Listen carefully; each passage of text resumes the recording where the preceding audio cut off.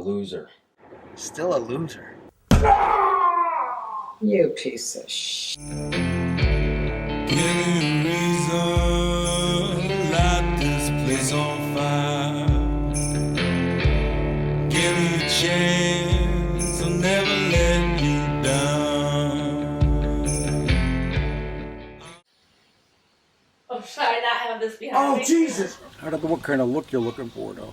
That's a good look. That's a good look. We'll do a few of them. Whoops. Yeah, anytime you want. Okay. Oh, thank you. Come again. Sorry. Okay, now put the gun right to her head. Let's see how it looks in this. Okay. It's down,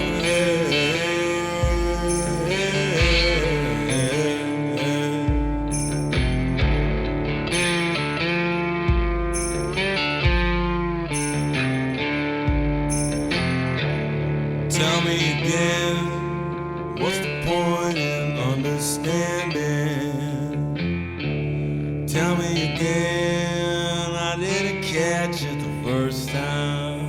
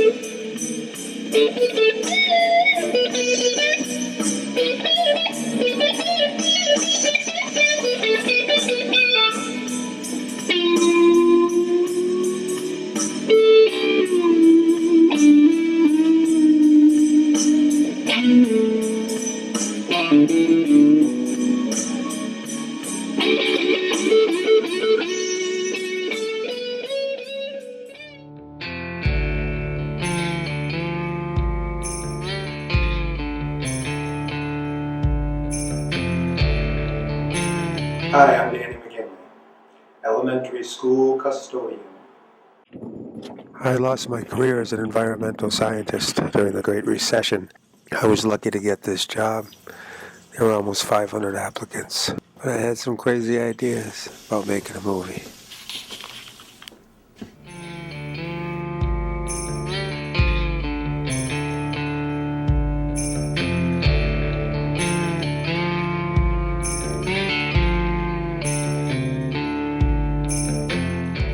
Sometimes we get the urge to go for a midnight ride. We end up in the guts of a beast we never saw coming. Give me a reason, light this place on fire.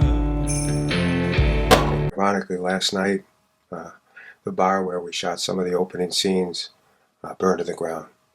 It's where we filmed the devil drinking a fire shot, literally.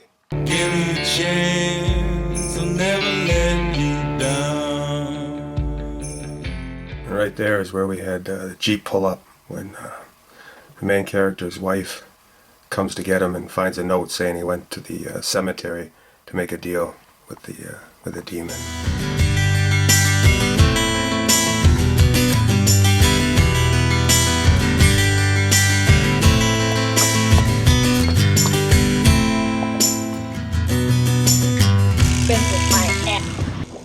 Those are the stairs she ran up.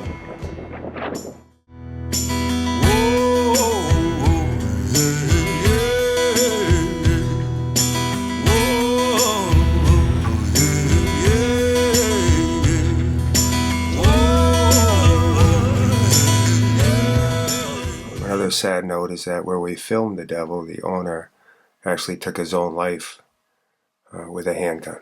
Yeah.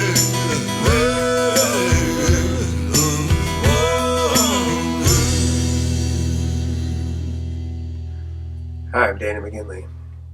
I made a film called Blues Legend, which I thought took about 4 years to make, but when looking closer at it, I realized that I really began filming this about 6 years ago. It's coming up on Christmas now, 2016, so when I started filming in the early days, I used this camera. When we became getting real serious in making the film, we switched to Panasonic DVX 100s, which are over 10 years old, rather obsolete now, but good enough for our purposes. People constantly ask me, how did you make this film? And so this film is about that film. I was taking a break from rounding up chickens there. One of my best friends on the right, wearing the bright yellow, Steve Ackerman. I used to meet Steve for coffee once a week at Dunkin' Donuts in town. We talked about filming this screenplay I wrote about the Crossroads legend, about a guy selling his soul for blues talent. Unfortunately, the demon that is brokering this deal comes after the man's young daughter. So we started looking for some leading ladies.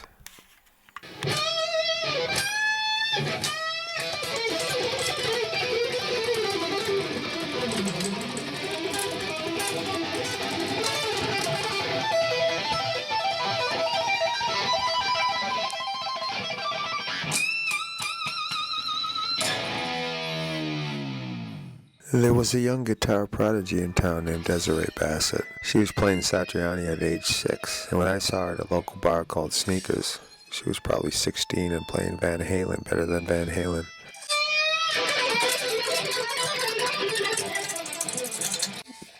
She was a natural choice for the lead role, but we lost her when Michael Jackson called and wanted her as lead guitarist. When Michael passed, she joined the Cirque du Soleil Michael Jackson Immortal World Tour, and we were back to square one, looking for a lead role.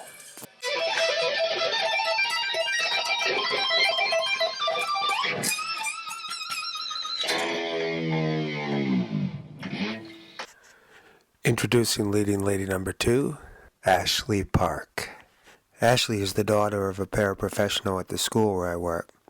She was a temp in the summer of 2012. The scene we were shooting called for her to be awakened by strange noises in the attic, kind of like the famous scene in The Exorcist. But the demon awaiting this time is a cursed guitar. Ashley's role in our film ended at a simulated Cajun pig roast, complete with the simulated Louisiana hog. The hog started out in my garage with a boxing speed bag for a head and plastic molding for a rib cage. It was easily the worst day of shooting in the entire 4-year period.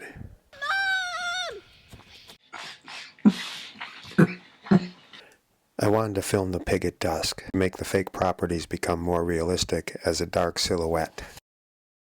The scene called for Ashley to play the living hell out of the guitar, to the amazement of friends and family who knew she couldn't play before. Unfortunately, Ashley was nervous and couldn't pull off a decent air guitar. Jean Russo played her mom. She was the woman you saw running up to the bar earlier. She showed up deathly ill. Constantly throwing up, she was unable to go on camera. When the rain increased, I knew it was over. Snow came before we could shoot again, and the infamous pig scene was history. The only thing we could salvage was a shot of the Voodoo Queen raising her hands before the fire. An 11-hour day and a few seconds of final cut. The lessons were brutal. We took a lot away from that day. We left a lot on the cutting room floor. When we came up to where we were on our 3rd leading lady. And this is where some of the good luck really rained down on us, where I found out about a drama teacher at E.O. Smith High School nearby. And I gave her a call and I said, I'm looking for someone that hopefully she has dark features. She appears as a Cajun from Louisiana.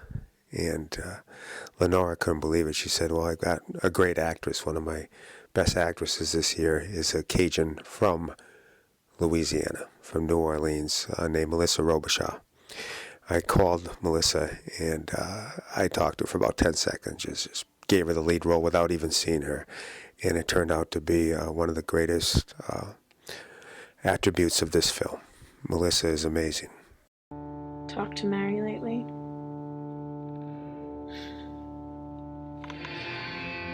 Desiree, you got a demon. You have no idea.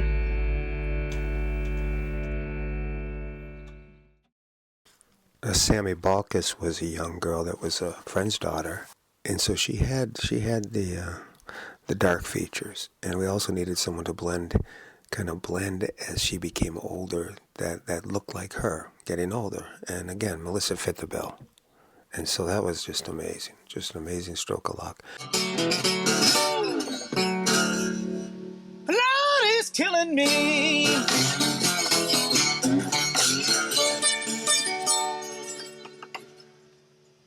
Lord, help me now.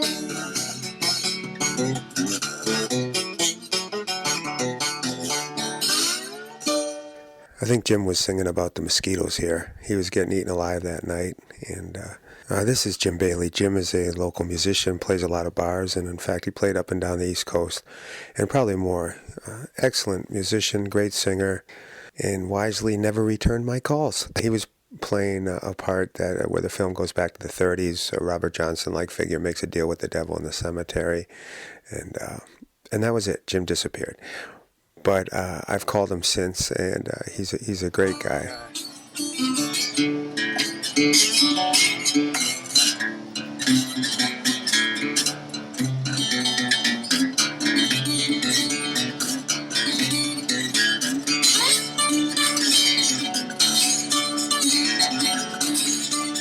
Jim did put me in touch with this woman right here, Sunday Lawrence, who became the Voodoo Queen and is a Voodoo Queen, and for that I'm very grateful.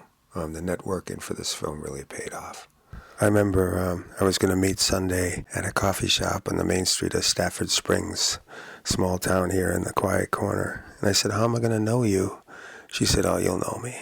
Sure enough, she came flowing in that coffee shop, and she was the Voodoo Queen. You know, she had the silk African robes, she had the charms around her neck and everything.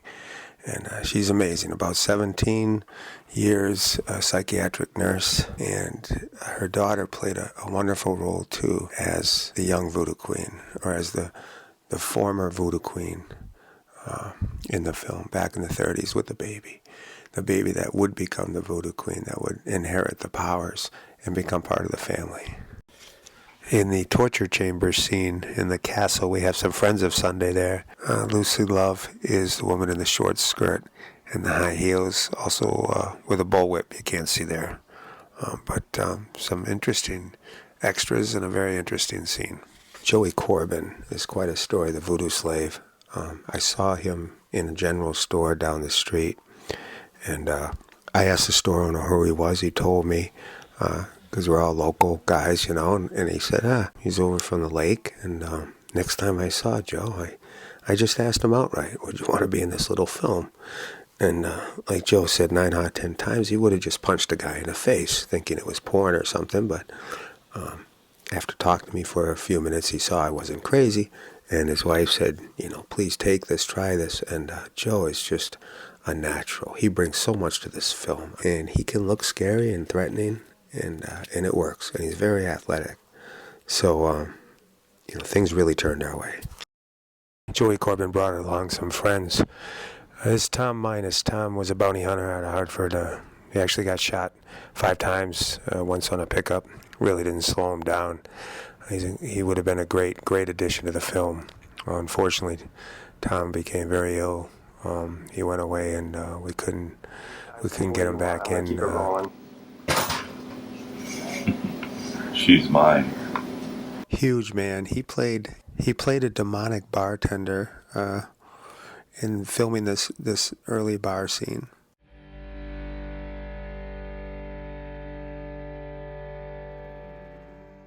This man here is Nick Houston. Nick is an art teacher at the school where I work. Nick signed on early, and he actually had the lead role in this film. He played the dad who tries to sell his soul and gets things screwed up so that his daughter receives the demon. But I think right here Nick is backing away going, no, I don't want to be in this film. This is too crazy, you know, and who can blame him, really? And so we lost Nick at a bad time, and this is when I had to step into the role. I really never wanted to take that role, but at that point I think we would have lost the movie. You're not Jordan.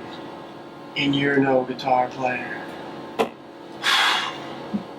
This guy right here, he's a real estate agent. His name is Eddie St. Germain. Eddie's a very savvy businessman in the quiet corner, and he helped arrange for me to film in the bar that you saw burning down. He had a lot of questions about the film. He had plans to someday hopefully make a film of his own. And one of the things he told me was that, you're recruiting all these people and you're filming as you can, but them not being paid and everybody with their regular lives and their jobs and so forth. He said you could be really, really deep into this film and somebody could walk away. They could move away. You might lose them one way or the other. And if that happens, he says that could really ruin the film. And his words did come true in many ways. In a lot of cases, I turned to people at work. We discussed the film, and I would see some aspect of their character that I thought would really fit the bill. This is one of the best right here. This is Kenny Thoreau. And Kenny with his deep voice and kind of Lee Marvin persona. Very distinguished, very serious person. I thought it would be perfect to play the devil.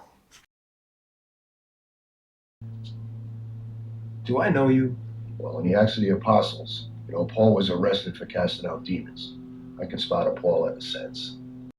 And in the bar scene here, you see he doesn't look at me. And it took him a while to see the sense in that. But I was trying to explain to him how the devil would be so arrogant. The devil would be so sure of himself that just to talk to a human is just low for him to tell me anything. So I'm not even worth looking at. He's just almost like casting off what he's saying.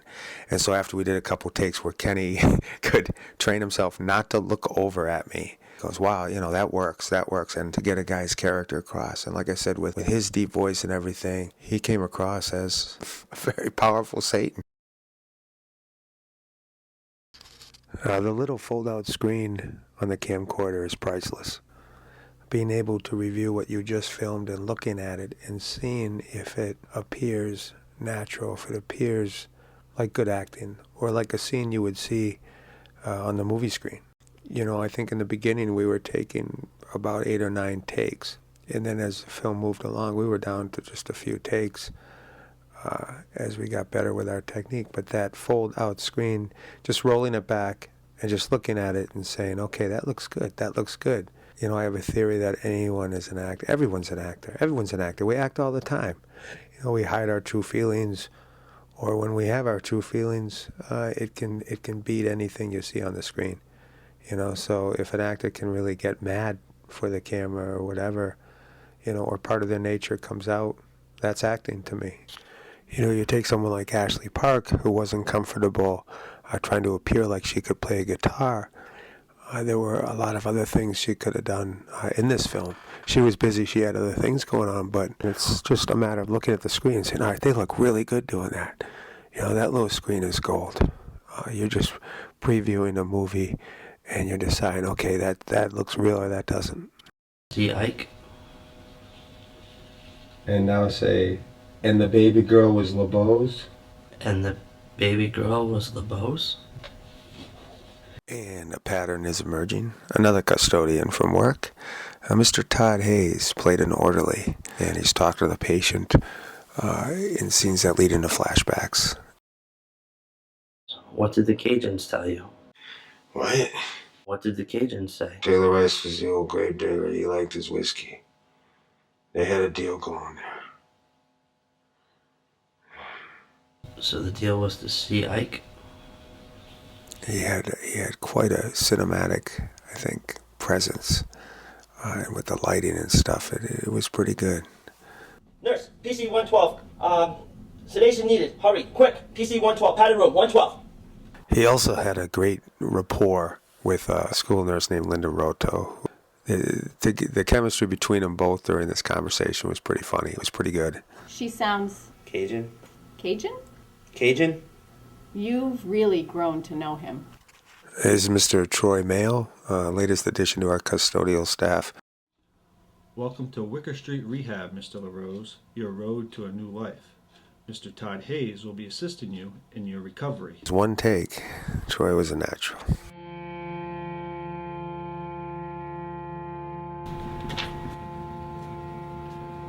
Sir, we're about to close the library. This is David Costa, also known as the Bear. He's a substitute custodian at the school.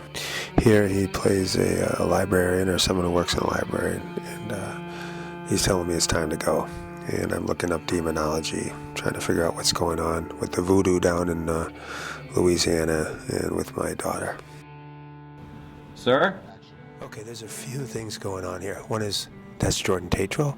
He was summer help at the school where I worked, a former student at the school, and then summer help. And he plays a bartender when the guy in the bar where the guy goes to sell his soul. The other thing, you hear a hum. You hear a hum in the background. I didn't know how to get rid of this hum. I had tried night and day to get rid of that hum. So I decided the only way, if you can't beat it, you join it. So we made the hum the sound of a fan. And so here in another scene, you can hear the same thing. But it's hot. It's Louisiana, New Orleans, hot in the summertime, so I'm going to show a fan.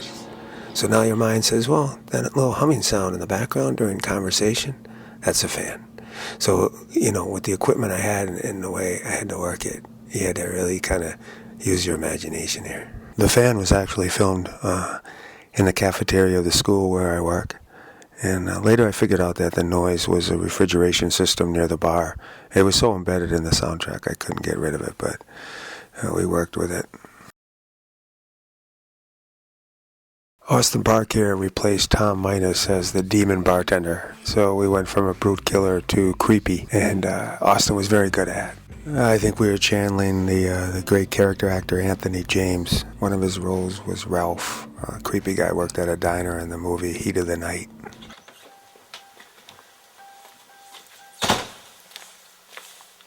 Patriots. Cheaters. Couldn't beat the Giants, could you? They never have and they never will. The infamous Panic Heat brothers.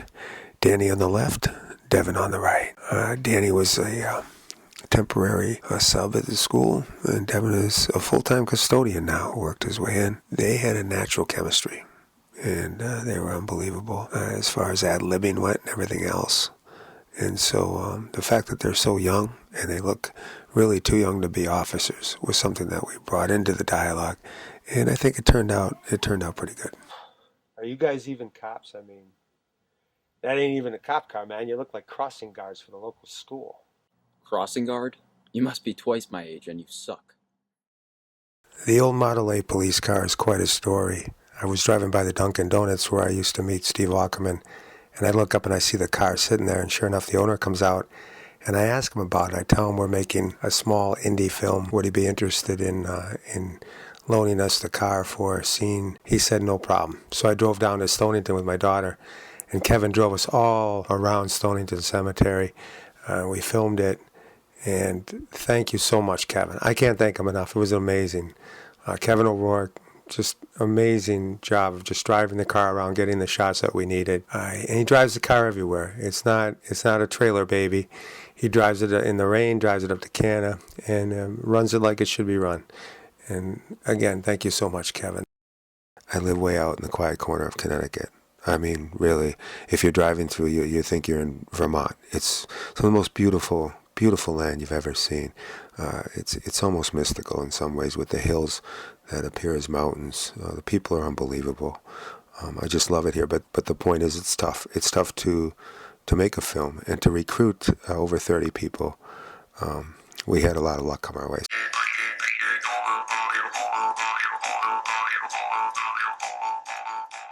Okay, here we were channeling Sergio Leone, the western, the long take on the distant look, the close-ups of somebody's eyes, giving you enough character, saying enough without even speaking. This is Alfonso Discepolo, and Alfonso, with his wife Anna, runs the Baker Woods farm here in town. Beautiful farm where we did some of the filming with a chicken scene. Her, maybe you could do that rooster with the crazy hair, because he looks more like something out of a voodoo. It was important to obtain a chicken's foot for a voodoo ritual. You ain't catching them chickens, boy.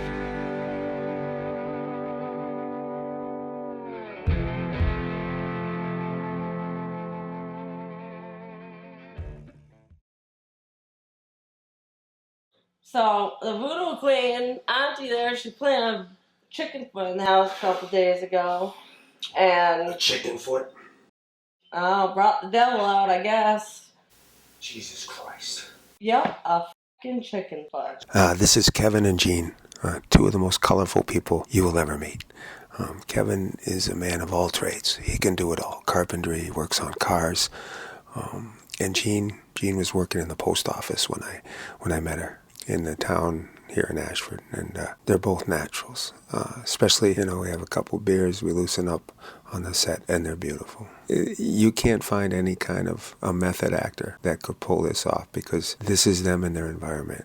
And it really is just such a natural scene. They brought so much to the set. They were amazing. Came with the ribbon and everything to my sweet little girl. Big Jim was a fireman for the town of Mansfield. He was just about ready to retire. I heard about him while I was down at Town Hall talking to his wife, Sherry, who is the head of Park and Rec in our town. And she mentioned that he's acting. He's doing a lot of drama work. So I needed someone to play a big Mississippi policeman back in the 30s who was meeting with this guy, Ike, playing the blues in the cemetery. And Jim was perfect. He could do a good accent without overdoing it. And physically he fit the description. It was perfect. Levi Jules is a gentleman, comes from St. Lucia, and he's dating the daughter of my wife's brother-in-law. We met him up in Maine while on vacation, and he looked exactly like this person, Ike, that I had in my mind that would be playing the blues in a Mississippi cemetery, a guy that the policeman would come and meet with. So I asked Levi if he mind taking about an hour. We'd go down the road to a little cemetery in Maine, and I could film him playing the guitar.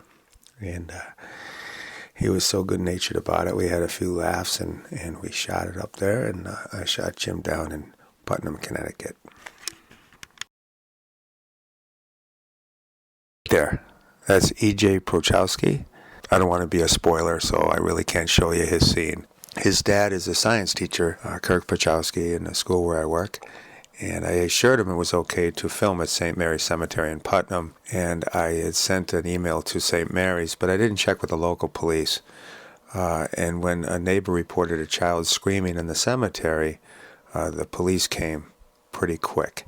And when I approached the policeman, he had his hand on his gun and told me to freeze. So that was kind of a dramatic moment.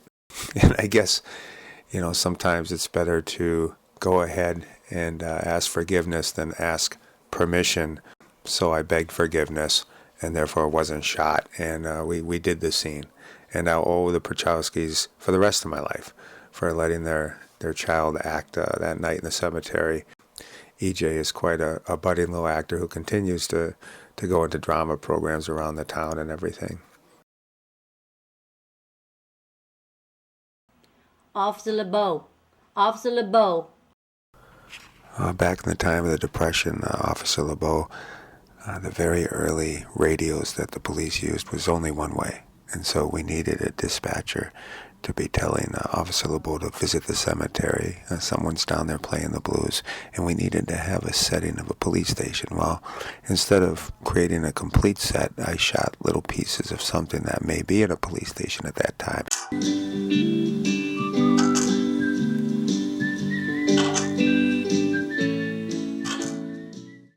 So you see a spinning ceiling fan. You see an authentic radio from eBay that was used at that time. And you see Laurie Lynn Wilbur, who's playing the dispatcher, who's just doing a remarkable job.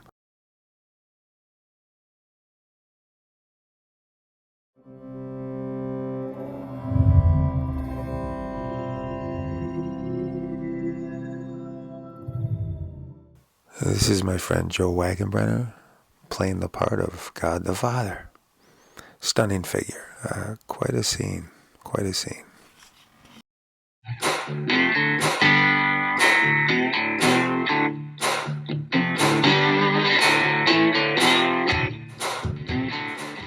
I got a good friend from high school, Jimmy Stearns. I've known since the 70s. He's got a bar in his basement. And I needed a scene where the daughter was playing a Cajun bar, in New Orleans. So we had a bunch of buddies get together in a bar, and Melissa couldn't make it. She was very sick that night, and so I had someone that could double as her, because really it wasn't about filming her so much as the atmosphere of what we would think of as like a small Cajun bar in the bayou. And so we pulled it off pretty good with Jimmy Stearns, Billy Stearns, Tony Pena, Mr. Lopez, Bill Lopez, and others. It was a great time.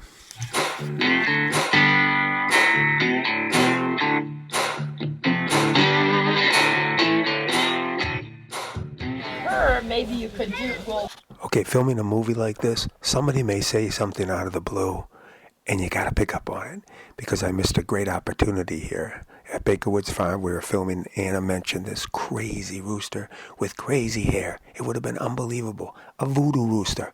And I blew it. I didn't film the rooster.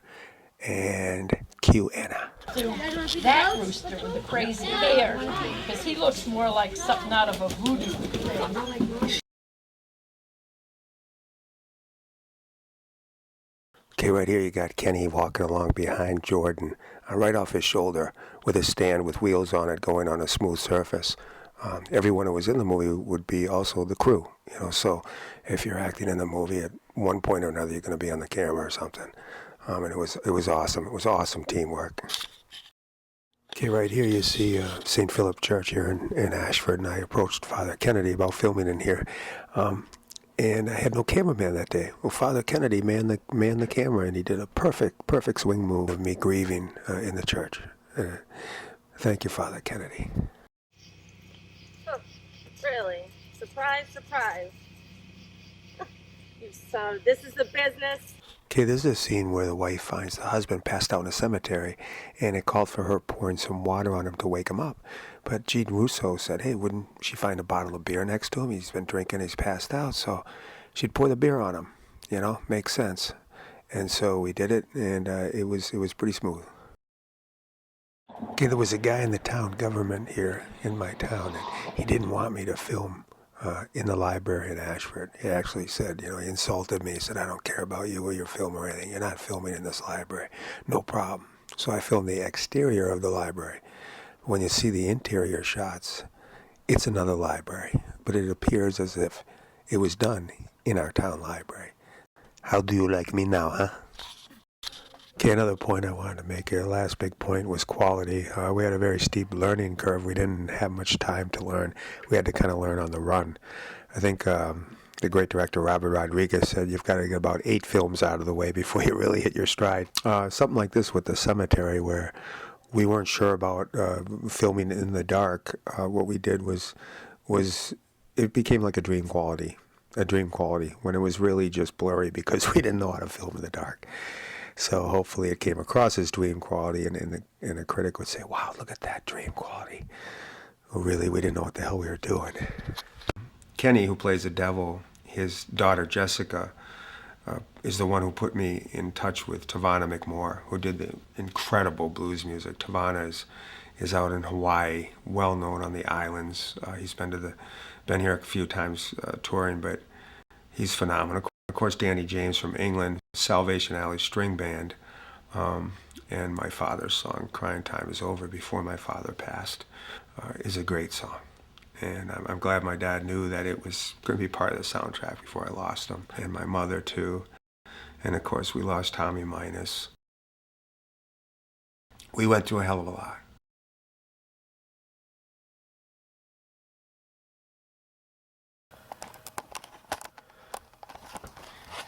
So that's pretty much it. I